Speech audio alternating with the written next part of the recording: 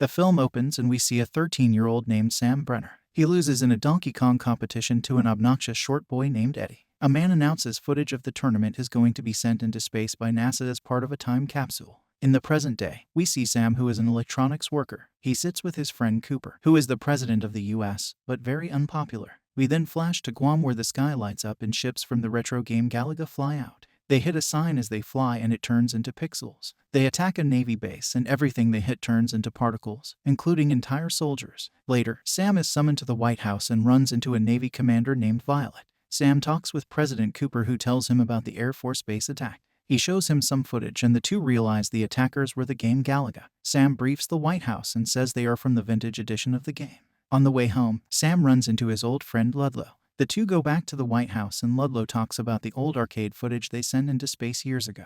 He says aliens discovered those tapes and created the game characters to attack Earth. He then reveals a clip he intercepted where aliens appear in the form of famous humans. They state they will attack 3 times and if they win they'll take the planet. The guys realize the aliens thought the time capsule was a declaration of war. The next day another attack occurs in India. Aliens in the form of the 1986 game Arkanoid attack and destroy the Taj Mahal. A man videotapes the attack, but he is abducted and turned into pixels like the soldier from Guam. Later, Sam and Ludlow are invited to a secret facility where Violet explains the aliens recreated the arcade games using light energy. She states no bullets or missiles can harm them and they look at one of the recovered pixels. It flies around rapidly, but Violet shoots it with a supercharged light gun and it is destroyed. Therefore, that is the only weapon they can use to defeat the alien attackers. The group then comes across some Navy SEALs who are training to fight back against the game characters. Sam and Ludlow then begin to train them and teach them the strategies of winning the arcade games. For days the soldiers practice and receive lessons. Some time passes and the aliens reveal the next battle starts tomorrow in London.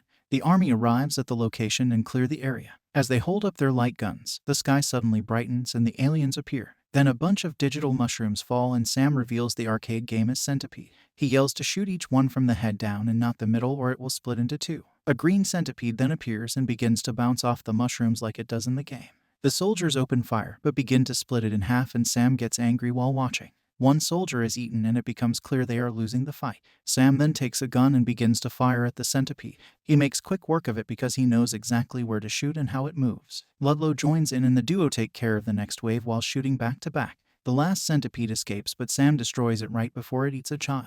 That night they all celebrate in a bar and President Cooper congratulates them. As they drink, they receive another message from aliens speaking through humans. They tell them congratulations and state the next challenge won't be so easy. Finally, the aliens remind them they are up 2-1 still, and one more loss would mean the annihilation of Earth. The next day the group visits a prison to recruit Eddie, who beat Sam all those years ago. He is still obnoxious and mocks Sam for coming in second place. Eddie agrees to help them as long as he is freed after he's done. As they talk, Violet gets a call and learns the next attack is tonight in New York City. The gamers arrive in the city to cheers and learn they will be facing Pac-Man. They are given 4 different weaponized cars which will serve as the 4 ghosts. They are then introduced to Toru Iwatani, the creator of Pac-Man. He will be joining the trio and will drive the 4th car. The gamers will need to hit Pac-Man 3 times to win the game.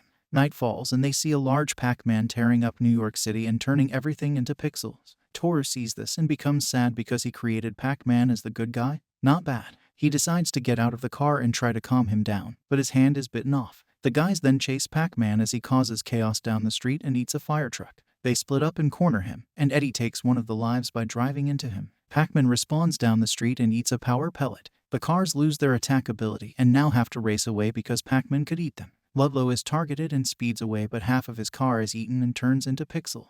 He quickly unfastens his seatbelt and escapes just before the entire car is consumed. Ludlow is chased, but Pac-Man's ability runs out and Eddie hits him for a second time, causing him to respawn. It now has 1 life left and runs away. Eddie chases it down but loses control and he crashes into a lake. Sam is now alone and follows the yellow beast through the city. Pac-Man gets another power pellet and goes on the offensive. Sam reverses through a parking garage and goes off the edge. Pac-Man is about to eat him but his power wears off and Sam takes his final life. Everyone cheers for Sam and they are given the game character Q-Bird as a trophy. The next day they all attend a celebratory ball but get a message from the aliens.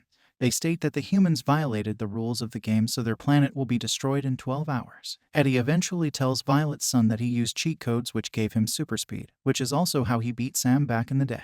The boy doesn't get a chance to tell the others because he is abducted by the aliens as a trophy. Later, Sam and Violet talk to Q-Bird, who says his planet is preparing with millions of arcade game soldiers. Violet wants to sneak onto the alien ship and stop them, but Ludlow is hesitant.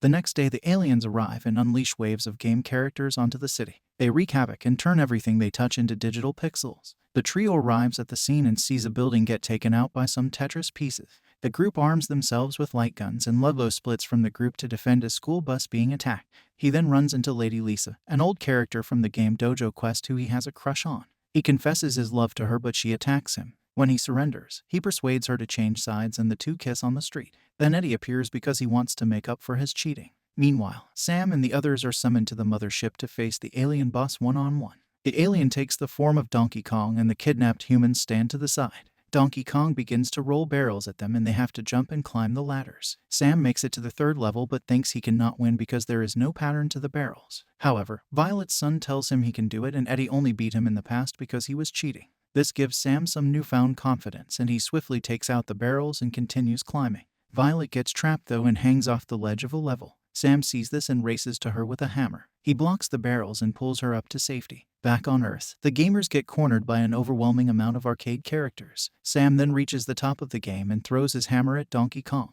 It hits him and he explodes into 1,000,000 pixels. All the characters on the ground then become frozen and they too explode. Violet is reunited with her son and the alien ship disappears from Earth. Eddie apologizes to Sam for cheating and the two make up. At the White House, President Cooper is now popular because he oversaw the defeat of the aliens.